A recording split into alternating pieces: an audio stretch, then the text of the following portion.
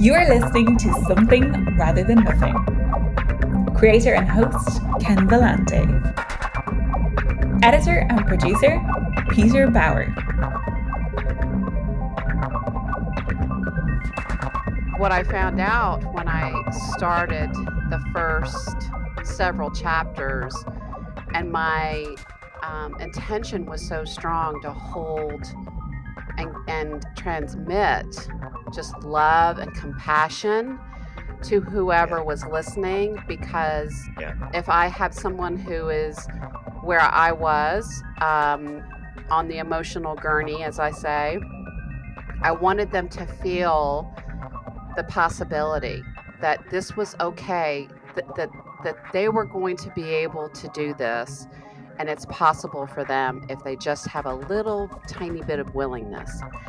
And so at the end of these recording sessions, I was a puddle and I was exhausted. And I thought, gosh, this is a lot harder than I thought it was going to be. I mean, who would have thought that reading your own book was going to be so hard?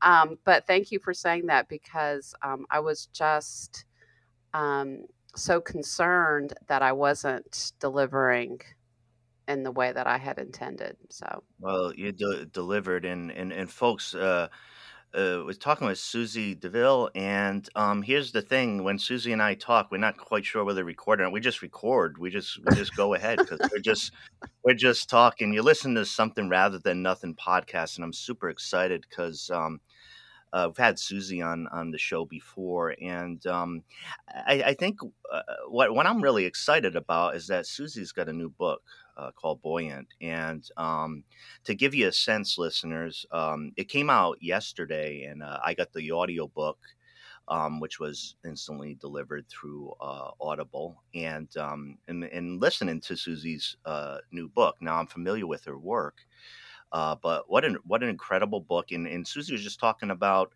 recording the audio book. I just want to say first off, before we launched with Susie, just a wonderful audio book, a great way to connect with what Susie is talking about. And one of the pieces, I'll tell you right now, listeners, and Susie, I was listening to the book Buoyant, and there's activities in there, and everybody who listens, when you have activities, or if you listen on an audiobook, you're like, oh, how the heck I have to do something? I'm doing this or that.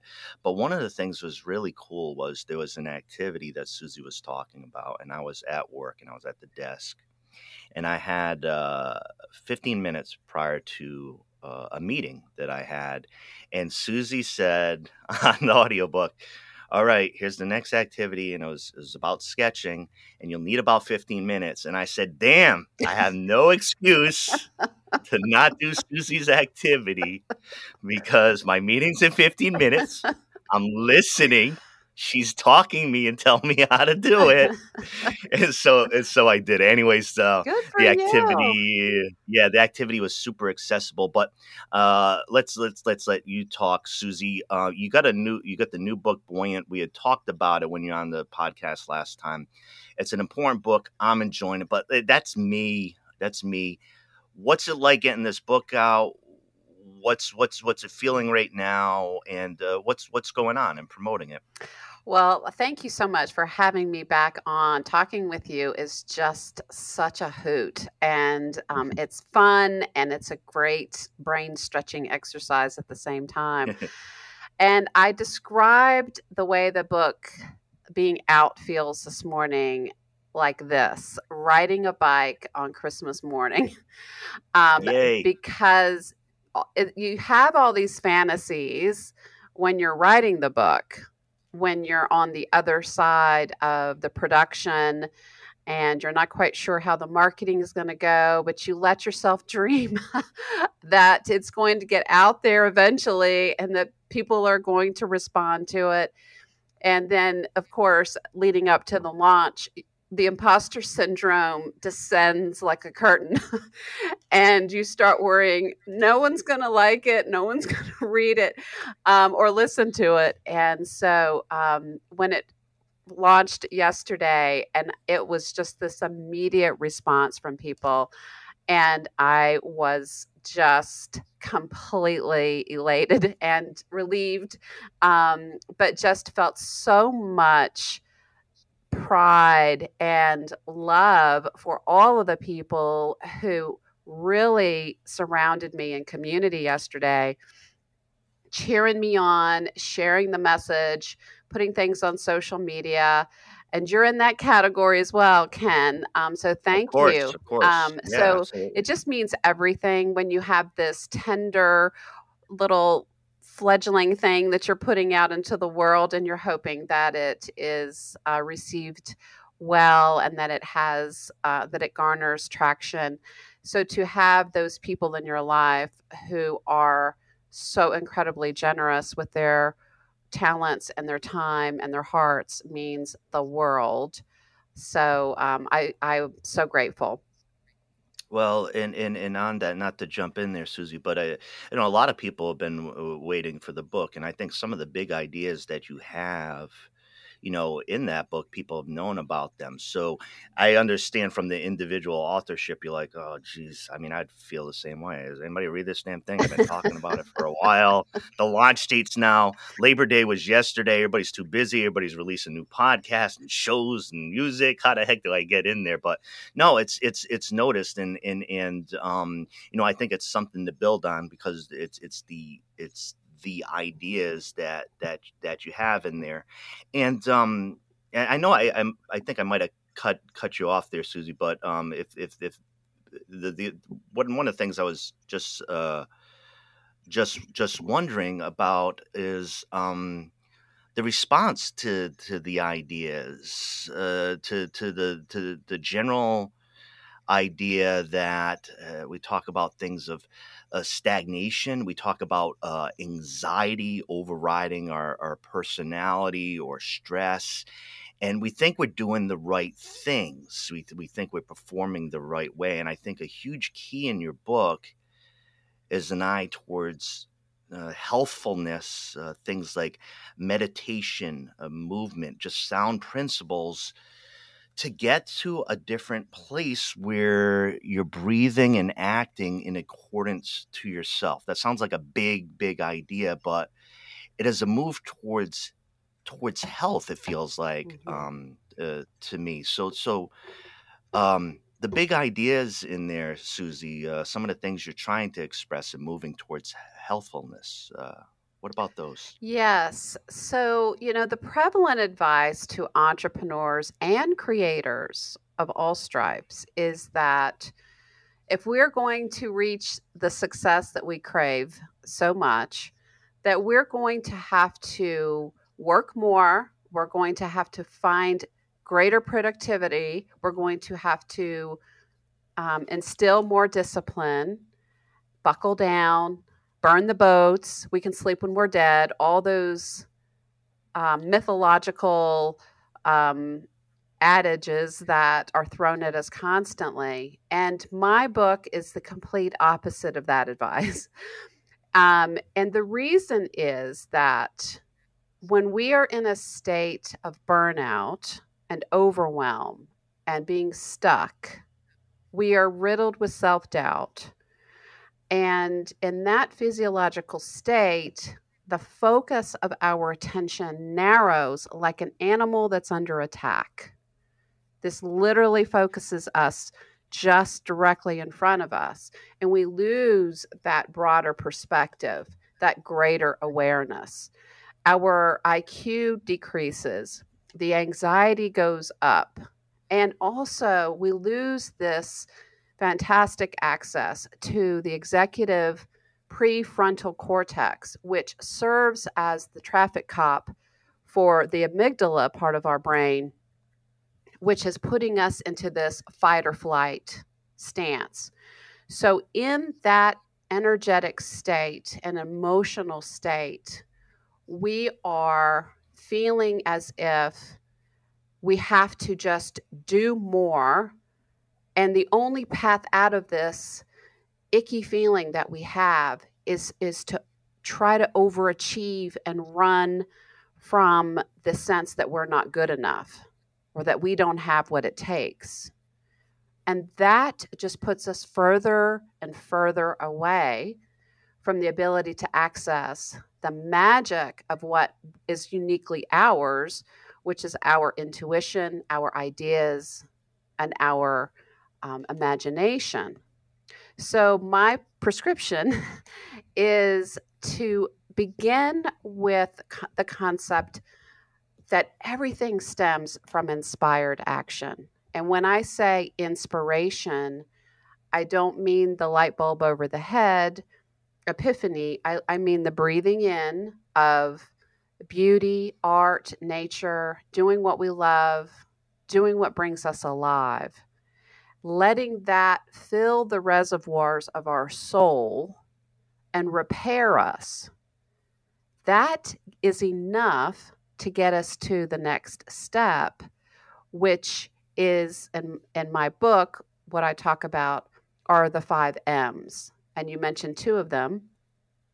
One is morning pages, a la Julia Cameron, which are 3 pages of journaling every day, meditation, movement, moments of inspired learning, and the last is making something. And I had a woman a couple of days ago approach me and say, Susie, I'm so overwhelmed. I'm so frightened. I can see this uncertainty in the economy, and my brain is shutting down. And I love what you're talking about in this book. I've been watching, you be interviewed, and I have seen some snippets of the content online, but I'm afraid I can't do this. I'm afraid that I don't have what it takes, and I'm really frightened. And I told her, I said, I wrote the book for you. I mean, you're exactly who I wrote the book Yeah. for. You're the earlier version of me. You're where I was in 2008. And so I said, let's just break it down. If you can do the inspiration piece and just one of the M's, start with morning pages. Yeah. And let that be enough to get you going. Yeah, in hearing that, and I on the M's, I was recently listening to that section in the book, and for me, I'm a paid critic. I'm a trained critic. Like, look, I studied philosophy in college. Right, everything that appears in words or there's a critical element to do. Is this true? Is this useful? And then in my work, working for a labor union, my goodness, talk about oppositional and this is wrong and that rule wasn't followed, right? So habituation, around that. But with the, I just want to talk about the M's and just as far as like an individual talking about what I heard. I'm going to be starting the morning pages because when I've heard about them, there's been a block of me doing those. But I honestly telling you, Susie, I believe morning pages are the number one fundamental thing for me to do to get rid of the trash in my head. Yes. So that's where I am with that. I've been meditating for a long time. Always, anybody who's meditating wants to do it more, have more time for it with the meditation movement. When the pandemic started, for movement, I started walking deliberately each day. So I went from intermittent, whatever I happened to walk, to 10 to 12,000 steps a day. Wow. And with movement, and that helped me survive and live through the pandemic by adding movement. And what was the part about the inspiration? It was, and I know making something. Hey, there's something rather than nothing. Exactly. Podcast, make stuff. Yes. But the inspired part. Could you to cover that point again? Sure. That's moments of inspired learning. And Yeah. when people first hear me talk about it, they're like, "Oh my gosh, I don't have any more time to cram in more things to do." And so I just want to be clear, you can read an inspirational quote out of a book. Yeah. You can search on YouTube for your favorite poet and let them read to you aloud, which is one of my favorite things. So it doesn't have to be time laden or complicated. or distracting. It can just be like a little morsel of fresh perspective and a little blanket of a soul medicine before you start your day. I love that. And the thing is, folks who have gone through some trials end up developing the habit. I'm thinking of I'm 13 years sober from alcohol on September 9th. My sobriety date is 999. Won't give Wow. up that sobriety date. Yeah, it's pretty mystical. But so I'm thinking about folks, alcoholics in the meetings and struggling. They got we get our book, right? Hmm. Like you read a day, you read one quote from Johnny Schwick in Ohio, who this is how he stayed sober, and you read it, and you're like, shit, that's what I needed today. Boom. I mean, there's something that inspires. Somebody said something that there's a poetic thing, so I think in accentuating your point, make it easy. There's beauty, there's beauty all around. Just grab a piece of beauty and look at it, right? Or Yes. listen. It's Yeah, so true. I'm so glad that you brought that up because um, with regard to the inspirational quote that you were referencing, I believe that it's not only the content of the quote that we're reading that makes us change our energetic state, but it's also this almost mystical connection that that quote came to you in that moment is just a beautiful evidence of grace. I mean, to yeah, me, that makes you feel like there's this. I'm being held and guided in a benevolent universe, and yeah, that can change your perception. That can get you just 5 yards down the field in the right direction. Um, and with regard to seeing beauty, we are able to access beauty. You don't have to live. It certainly helps if you live in a place that's beautiful, but you can find beauty on the top of your desk. It's if we shift our perception and if we look for what may be considered unexpected beauty, we can find surprising evidence of incredible design or shadows or the way that the light on your desk has been um, constructed. Whatever you can find amazement and wonder if you just go searching for it. yeah. Yeah, we're talking with Susie deVille, and a nice time to chat with Susie. Her new book, Buoyant, available all major outlets and via audiobook. Really, really good book. And listeners, I want to tell you, like personally, I think nowadays a lot of folks are looking for self help, and it's like anything in human life. It's all varied. It's some of it's super, some of it's good, and I know maybe a lot of us have heard recently through the pandemic about things like breathing, but these are some sound fundamentals. And I told you this, Susie, or at least hinted at it when I sent you an email. I think for me, look, I'm a union guy here in Oregon, and I'm down with your ideas and the powerful ideas, and we have that connection. But I think a lot of times people are like, I don't know, like what the heck? There's this book, and I'm supposed to be buoyant, and I'm like, and politics are shit in this country, and it's 110 degrees, and like there's this, Yes. there's this people are struggling, and there's this Yes. kind of a Yes. skepticism or something, T- and yes.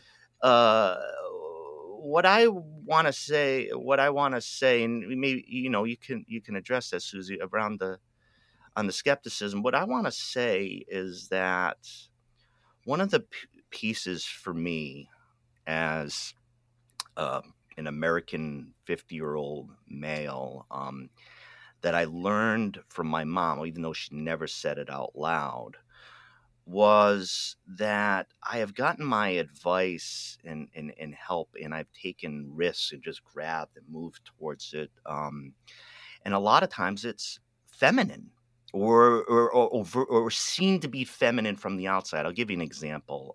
There's a book called You Are the Medicine. by Aisha Frost. And the cover of the book is illustrated by Steph Littlebird. She's been on the show. And it's a beautiful book based on, I don't want to say native wisdom, but, native thinking and knowledge, and also very feminine, tied to the moons and what they mean. Now, when you go through this book, the activities are for everybody. And the overarching thing, you might think, moons, that's women, that's women. And one of the things I'm talking about, the influence of my mom, was I will move into these areas without these preconceptions of how the ideas or who's saying these ideas, and to be around them. That process has been really useful to me, but I think that's overcoming a skepticism or a gender identity, or where do I get my information from. I think maybe all of this can lead to maybe a skepticism or reluctance to listen to you, Susie. But what do you think about that? You encounter that, or how do you talk Sure. about that? Well, I Yeah, understand that position. I because we're trained in our culture to believe that the world is set up a certain way, and that entrepreneurship and self-help may be these esoteric notions that seemingly don't apply to our lives. And so the way that I like to talk about entrepreneurship is not just the world of people who are starting businesses and running businesses. It is a very empowering way to move through the world, and it's a very empowering mindset. So if you are a union guy, or someone who is employed within a corporation or the government or a nonprofit, these principles are so important for everybody, because what they do is bring agency back to your own life. They return you to a place of self-trust, to a place of agility, and to a place of being able to persuade others to consider your vantage point, your opinion, what you're advocating for. And I know no other um, uh, human who's doing important work as you are doing, where those skill sets are not just vital to your everyday existence and to the work that you're doing. All of us, I believe, are seeking to have some kind of an impact in the world, and we have so many global and national and regional challenges that having an entrepreneurial mindset sets you up in such a powerful way to be successful. And if you lean away from the concept of self help, which can tend to be steeped in this notion that we have these defects that we have to bleach out of ourselves in order to have yeah, value. And that's absolutely not what I'm talking about. I'm talking about embracing this stretching of ourselves, embracing learning, and going on a playful adventure that's more about possibility and optimism than it is about running away from some version of ourselves that we don't think is good enough. It's a very different yeah, mindset, a very different energetic state. So if you approach things from well, let's just see, or let's experiment, or I wonder what's possible, then you open up to all kinds of new ideas. And that serves us in our personal lives and in our professional lives, whether we have a business or not. yeah, yeah. Well, I've found, and just talking to Susie about it, like the general dynamic that you describe of um, the state, you were in and that we can get in, of burdened, of unhealthiness, of not being in accord with ourselves, about not using our creative energy. That's a state that we could find any of us. And I felt myself at times deeply within it. Recently, there's been things I pushed myself to, as far as not looking for more inspiration, or viewing what I'm doing more in a more inspirational manner with people. And one of the pieces I find, Susie, and I'm really interested in your thoughts on this, and um, I get it. Like I said, I love the book, and I'm down, and I'm doing the work, and that's me.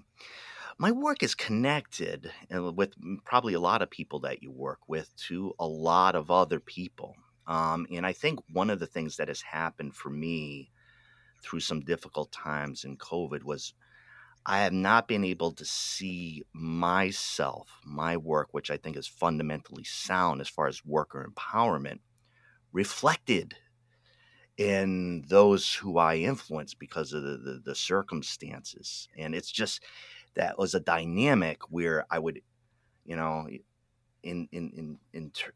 interpolate that into myself and saying, I'm not seeing the opening in the breathing. And I was trying to do it myself. Now, I've tweaked certain things, and certain things have changed, and I see opening up around me in my work, creatively and with work. So right around this point, I'm feeling components of what you're talking about. And by doing the work and getting towards that, it's almost like a near-term example of, of doing that.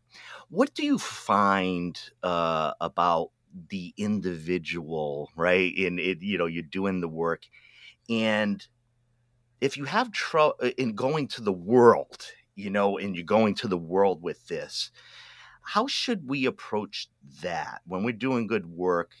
And the example is, I'm doing your stuff. I'm trying to reflect it. I'm trying to put that energy out there and take care of myself. And now I'm 12 years into this. Nothing's changing, like that type of dynamic. So when you say nothing's changing, you're referring to the response in the marketplace? Yeah, it's like, I think fundamentally, I think we should, be comfortable with our worth and what we're doing. But I could say, even for myself, a lot of times we take the out there as the results oriented, that, all right, this is what I did. How come it's not being reflected back to me on the outside? Gotcha. That dynamic. Yeah. Well, I think that that's something that all of us have a challenge with in any field, whether we're an entrepreneur or working within a corporation or are employed elsewhere. There is this incredible human desire to be a part of an interconnected community that shares our values, and also embraces the gifts that we are putting out into the world. And so when that is not rapidly done and we do not receive evidence quickly, we can turn in on ourselves and we can believe that that's evidence that what we're doing is wrong. That's evidence that what we're about is not embraced. And we can get very frustrated and we can feel very isolated as a result. And I can say that the path through that is simply to continue doing the work, because it is like a snowball effect, and people will continue to come to the circle of you and support you and respond to your work in greater and greater numbers.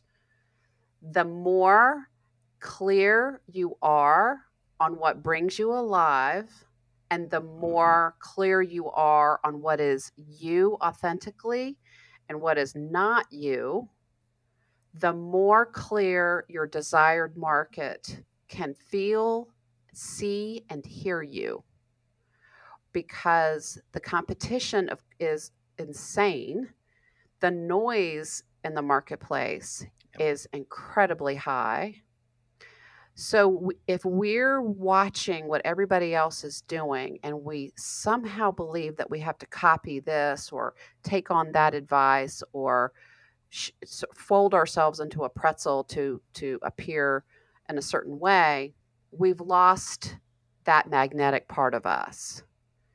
And so the magnetic part of us becomes supercharged when we are in alignment with who we truly are, and we have gotten to the gut and of who we truly are, and are working and living and creating from that place.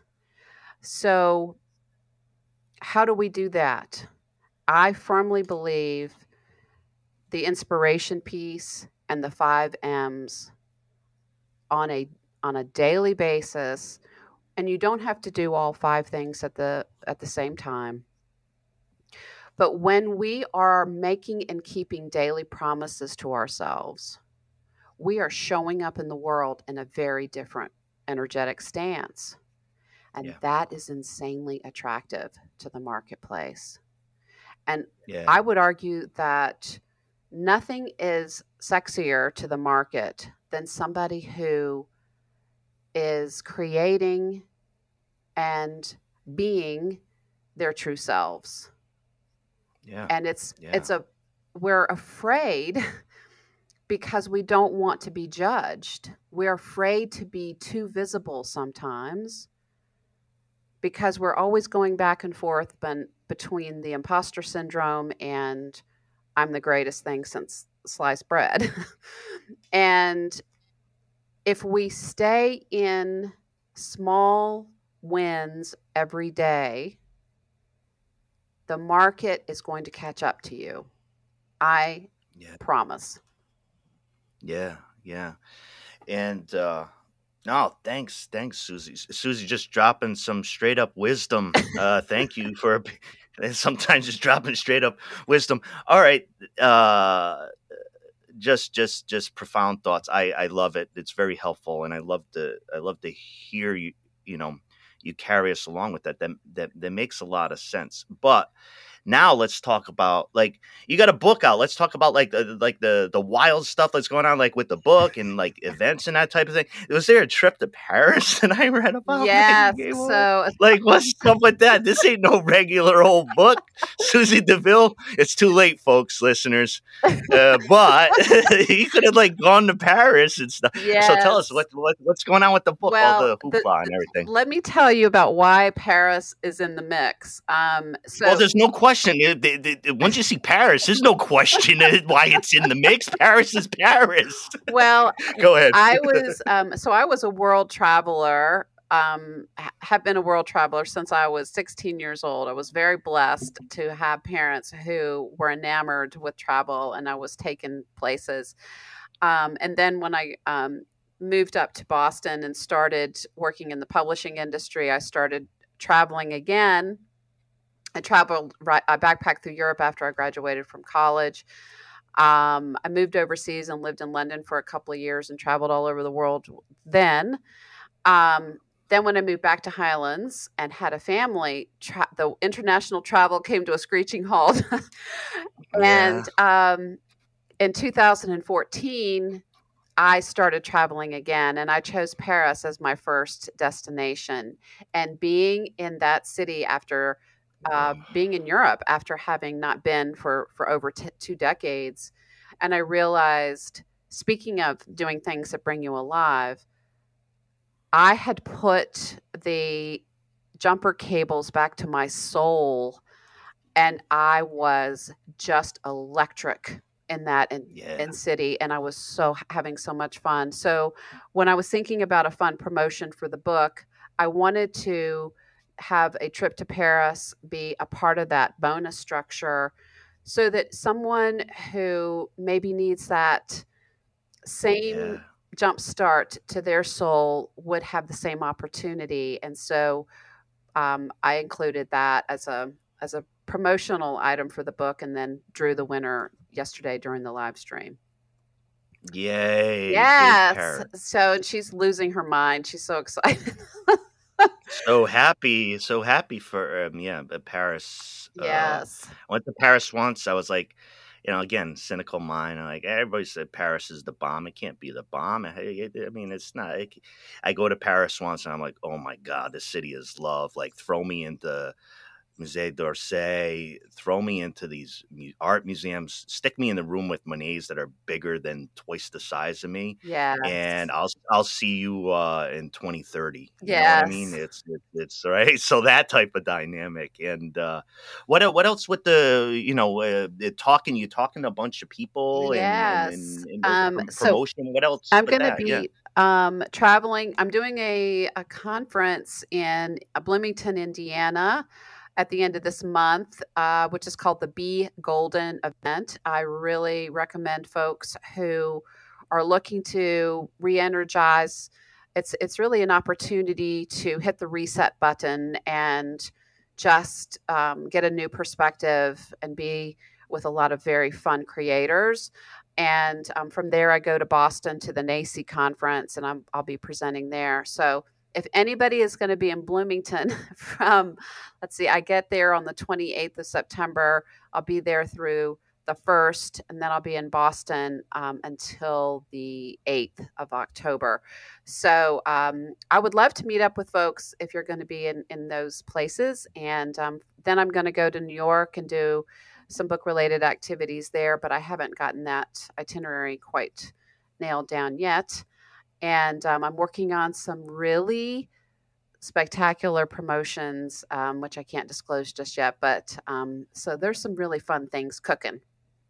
Get on at the end of this, Susie will drop down some of the, where to find her and everything. Get on the mailing list. A lot of great ideas, a lot of activity. I read the damn Paris post 2 hours afterwards, but I'd been there, so I almost been like, I don't want to put in because there's going to be somebody who needs to get in there and get to Paris for the first time and have my first time at Paris, or your rediscover, being there and being like, oh damn. And I think for me, I think there's no great secret in this.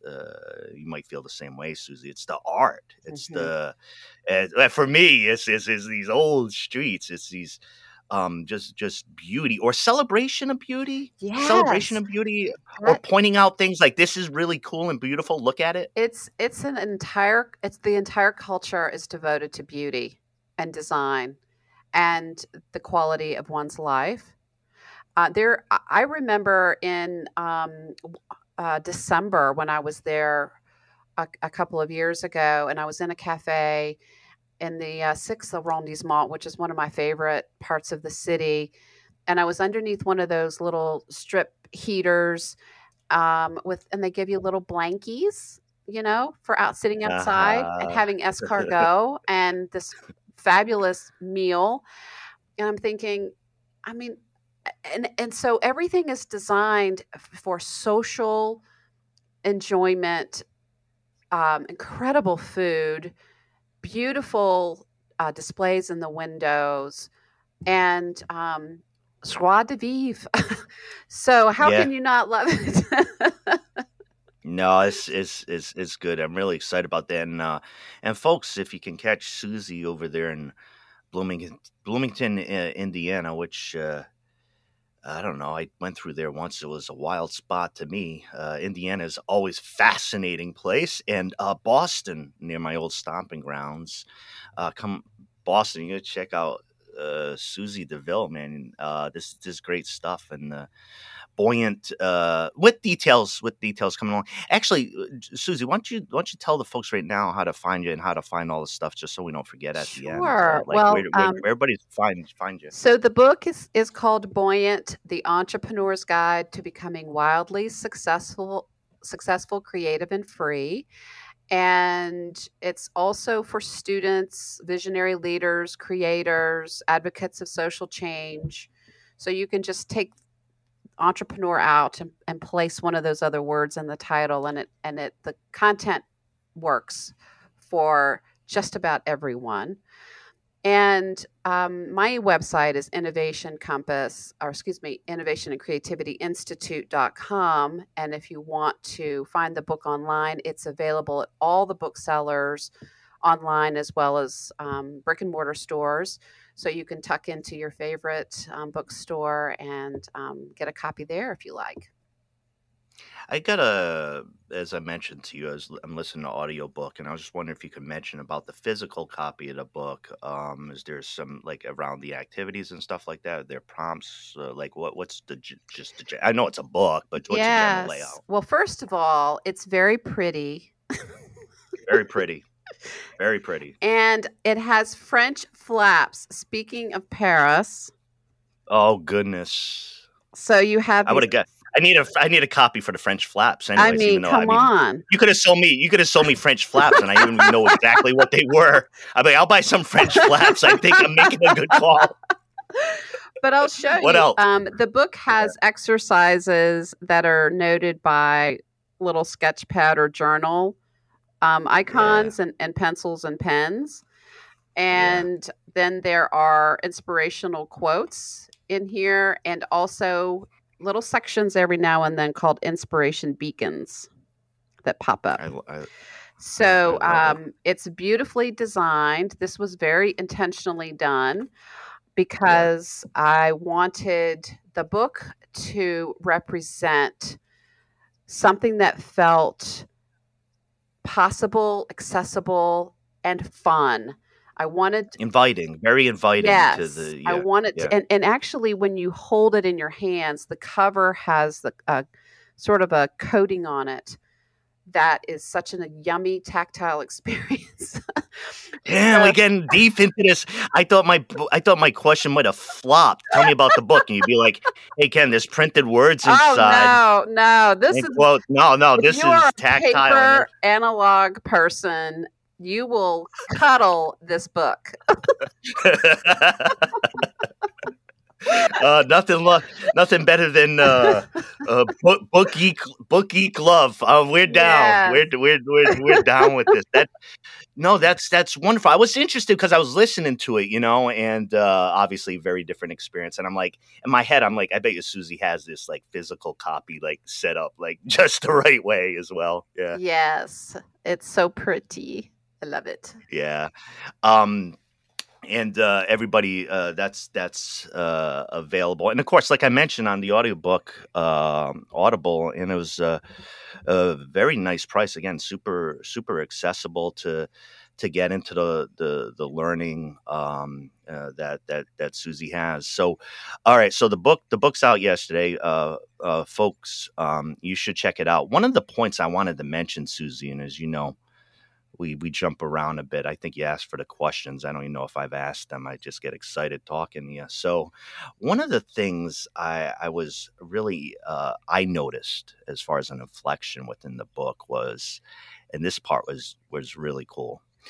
When I'm listening to it, sometimes I don't know if we're talking about healing yourself, being creative, or the entrepreneur part. It's intermixed, and you have these creative activities, and I'm like, wait a second, I didn't know we we're talking about being creative. Like if I stopped and thought about it, but there's this flow between it where it isn't so like I'm doing this because of that, I'm doing this because of that you're doing it and you flow into it. And that was a piece that was really noticeable to me, because I think if you can look at books that don't work or don't succeed, even though they're trying, it's like you have some description and something like that. Then you have this clunky activity that's like, it's like jarring. It's not immersed. And what I'm saying is when you're asking the listener to do and help themselves, it's an immersed experience that really delves into creativity. And me doing the podcast, that's the main thing I'm asking is like,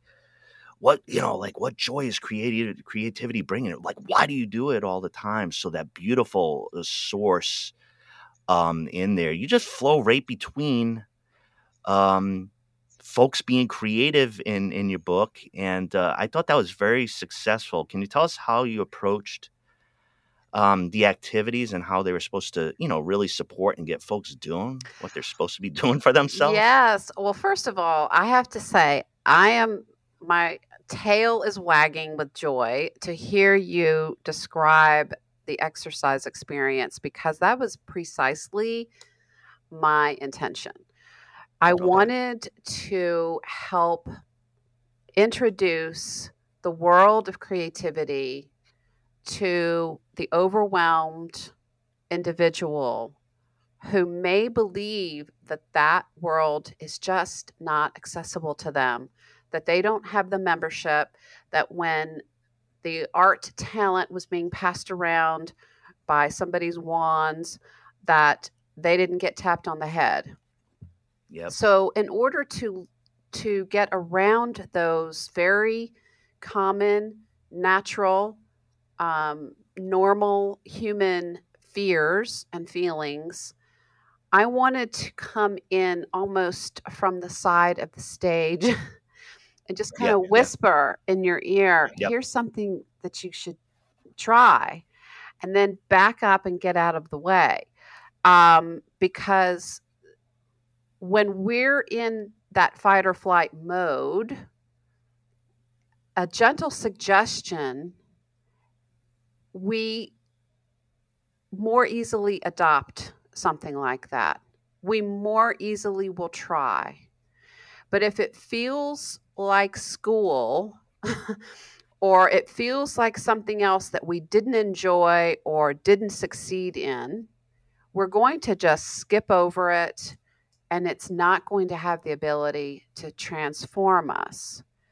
So I wanted to help people just sort of start in the shallow end of the pool and build their courage and build their confidence little by little as the book progressed.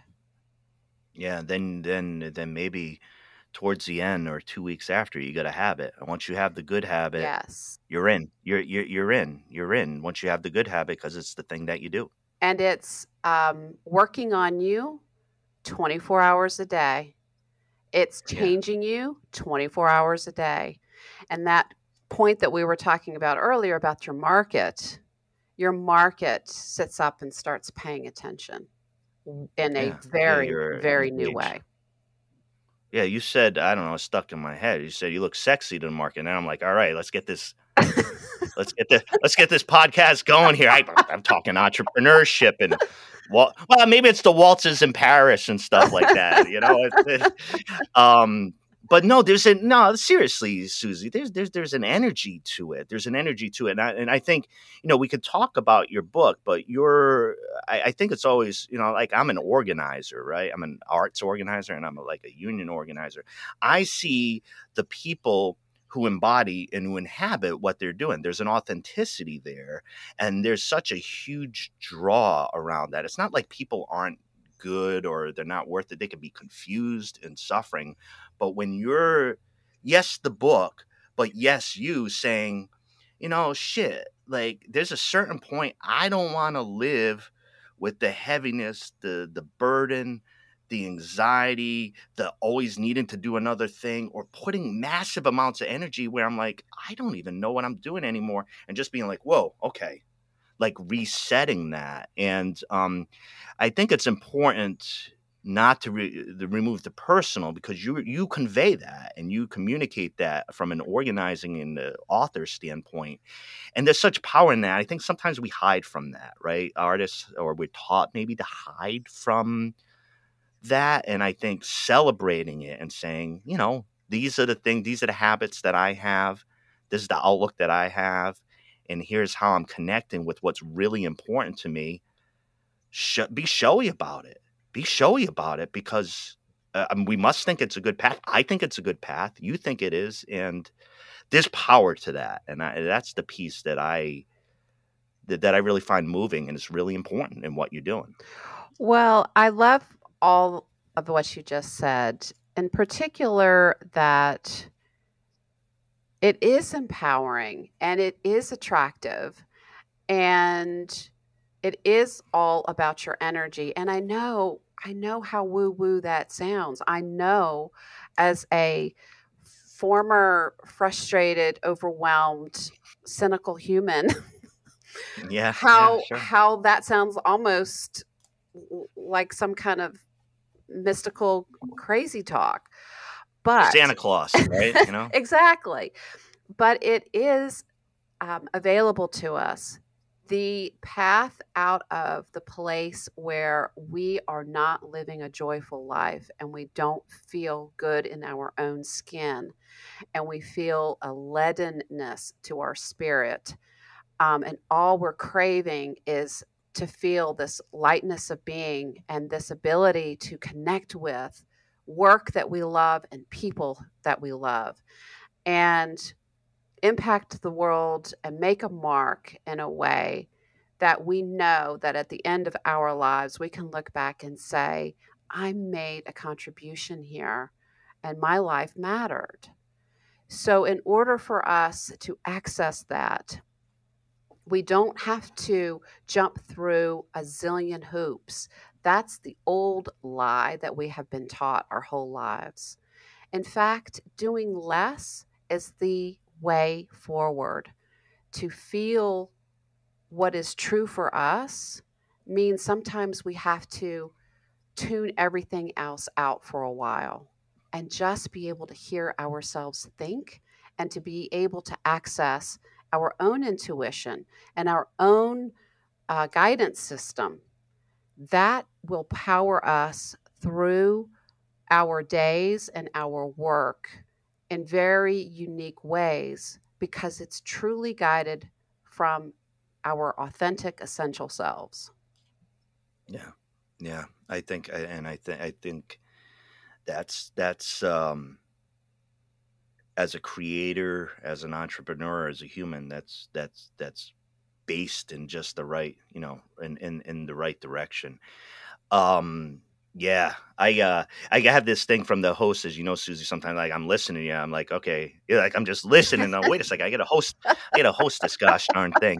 The other host problem, which I must address, is that every time I talk to Susie, I think Susie and I could talk for about 10 hours.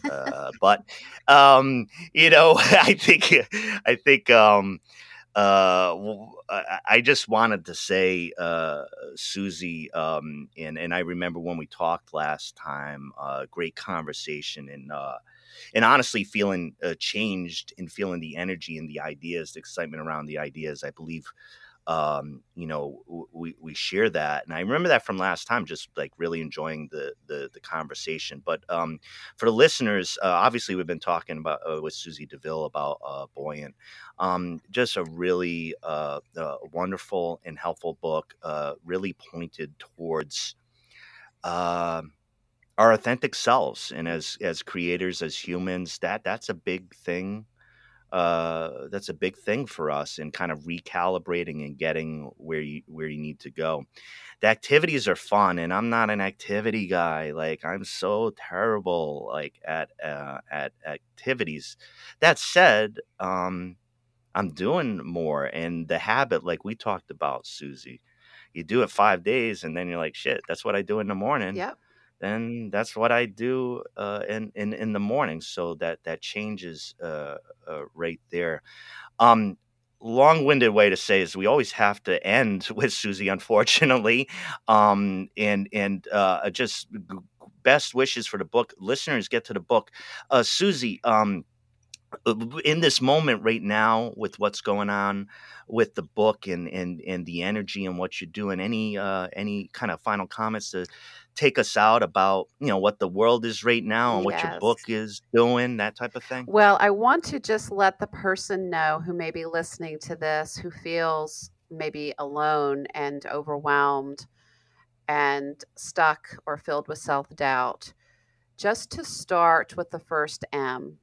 And that's the Morning Pages M, which is the brainchild of Julia Cameron, who wrote The Artist's Way. Just start with 3 pages, getting your thoughts out onto a piece of paper, and let that be enough. Let that be your starting point. And as you continue to, as Ken just mentioned, build that habit, you can add in some other things, but just let that 5 minutes be yours and let that be the ignition for changing your entire life. So I wish you all the best. And I hope that if you have questions on anything that's in the book or anything that we've talked about today, I'm going to give you my email address, which is Susie, Susie, at innovationcompass.com. And the website is innovationandcreativityinstitute.com. You can reach me either place, and I always offer to people a free 30-minute coaching session. It's not a sales pitch, because I had a time in my life where I could not afford coaching. And so I very happily offer that to everyone who's listening. Dang. Thanks, Susie. Well, you might figure I say, hey, folks, take advantage. Take advantage. Again, really, really appreciate you, Susie. And as you know, the episodes that I do, I mean, they're important. They're important. They're good ways to, and they don't have to be all like completely serious, but they're important about like ways to live and ways to create. And I love the energy that you infuse in just creativity, and then that how that can help us, push through our days. Sometimes they're just tough days, and if you got some of those habits, it gets you through the day. And some days, I think maybe with those habits that you do, you produce a glorious thing, a glorious event, or a glorious moment, or a glorious painting, or goodness, hey, a glorious podcast. Yes. Hey. Yes. So thank you so much, Susie. Best of luck with this book. Everybody jump in, and it's a good time for this type of energy in the world. Susie deVille's Buoyant. And guess what? I know for sure we'll be talking to Susie in the near future. Thanks again, Susie. Thank you so much. It's been so delightful to be with you again, Ken. This is Something Rather Than Nothing.